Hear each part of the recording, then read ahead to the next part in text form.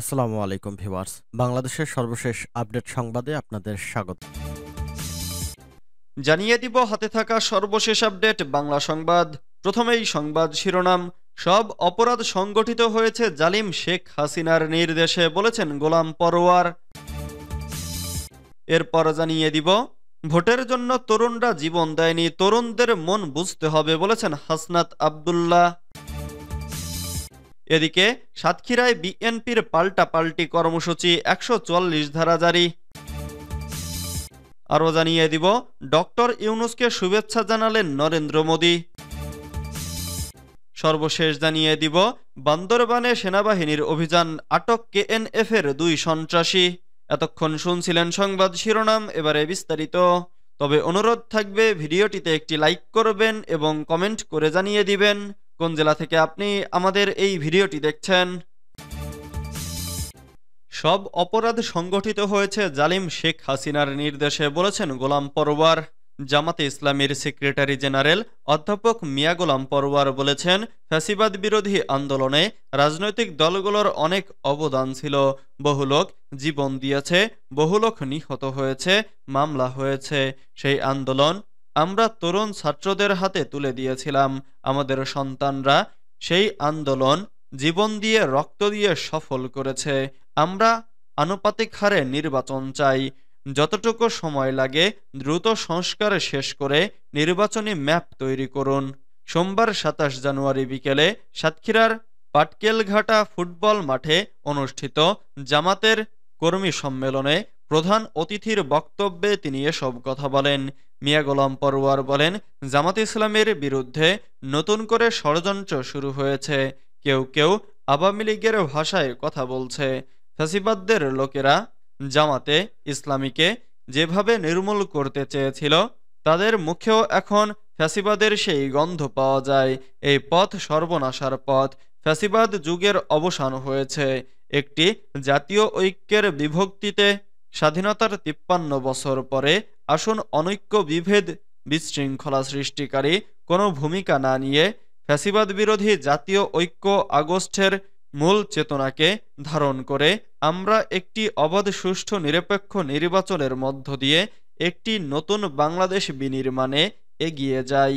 তিনি বলেন, বিগত ১৫.৫ বছরে বাংলাদেশে সংগঠিত দিনের ভোট রাতে দেওয়া, নিরপরাধ মানুষের বিরুদ্ধে মিথ্যা মামলা ও হয়রানি সহ যত অপরাধ সংগঠিত হয়েছে সবকিছুই জালিম শেখ হাসিনার নির্দেশে হয়েছে।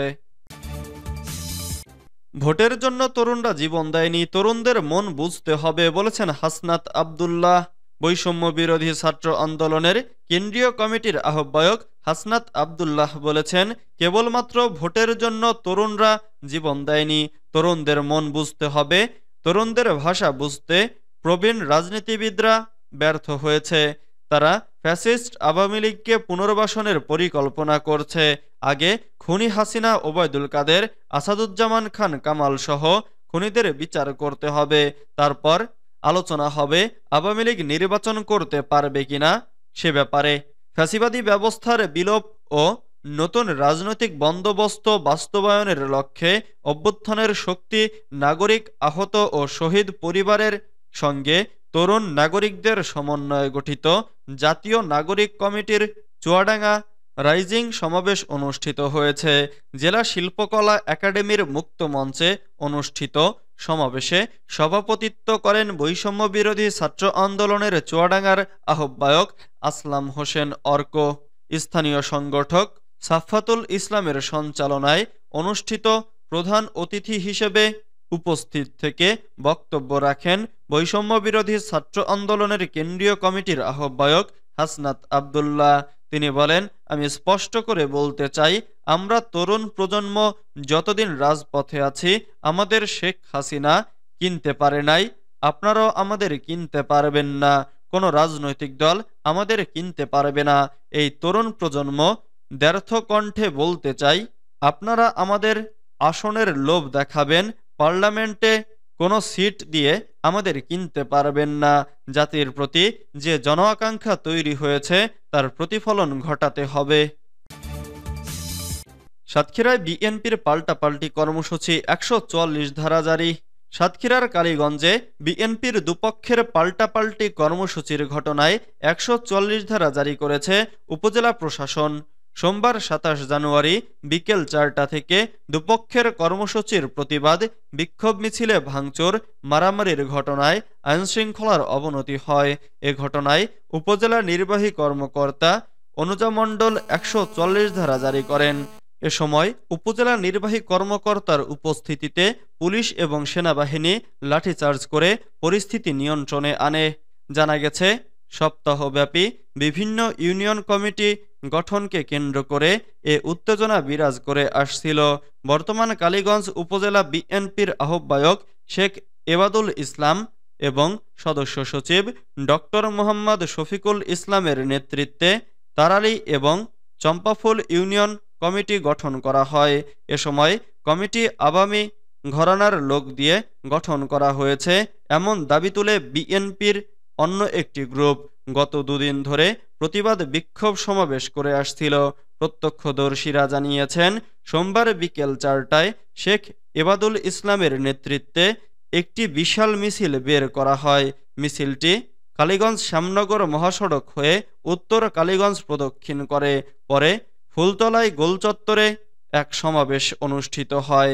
এতে এবাদুলের সভাপতিত্বে সদস্য সচিব ডক্টর রফিকুল ইসলাম বাবুসহ উপজেলা এবং ইউনিয়ন বিএনপি ও সহযোগী সংগঠনের নেতারা বক্তব্য দেন।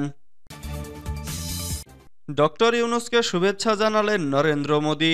বাংলাদেশের অন্তর্বর্তী সরকারের প্রধান উপদেষ্টা ডক্টর মোহাম্মদ ইউনূসকে নতুন বছর ২০২৫ উপলক্ষে শুভেচ্ছা জানিয়েছেন ভারতের প্রধানমন্ত্রী নরেন্দ্র মোদি।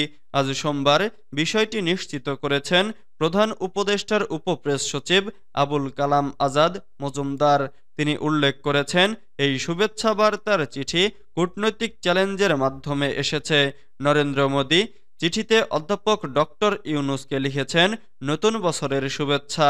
এর আগে গত ৮ আগস্ট বাংলাদেশের অন্তর্বর্তীকালীন সরকারের প্রধান উপদেষ্টা হিসেবে শপথ নেওয়া ডক্টর মোহাম্মদ ইউনূসকে শুভকামনা জানান ভারতের প্রধানমন্ত্রী নরেন্দ্র মোদি।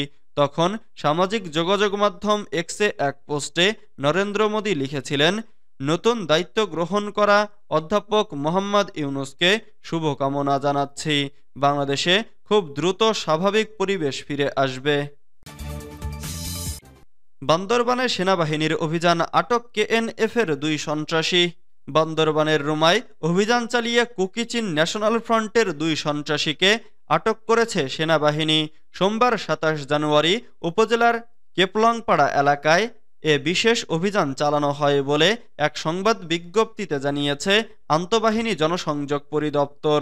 এতে বলা হয়, সেনাবাহিনীর অপারেশন দলটি কেপলংপাড়া এলাকায় কেএনএফ সন্ত্রাসীদের একটি গোপন আস্তানা ঘেরাও করে অভিযান পরিচালনা করে। ঘটনাস্থল থেকে পালিয়ে যাওয়ার সময় অপারেশন দলটি ভানমুন লম্বম এবং ফিলিপ খিয়াং নামে ২ জন কেএনএফ সন্ত্রাসীকে আটক করে। জানা যায়, আটককৃত কেএনএফ সন্ত্রাসীরা পার্বত্য চট্টগ্রামে সাধারণ জনগণের বিরুদ্ধে সন্ত্রাসী কর্মকাণ্ড পরিচালনার পাশাপাশি বিভিন্ন সময়ে আইনশৃঙ্খলা বাহিনীর বিরুদ্ধেও সশস্ত্র কার্যকলাপে সক্রিয়ভাবে অংশগ্রহণ করে।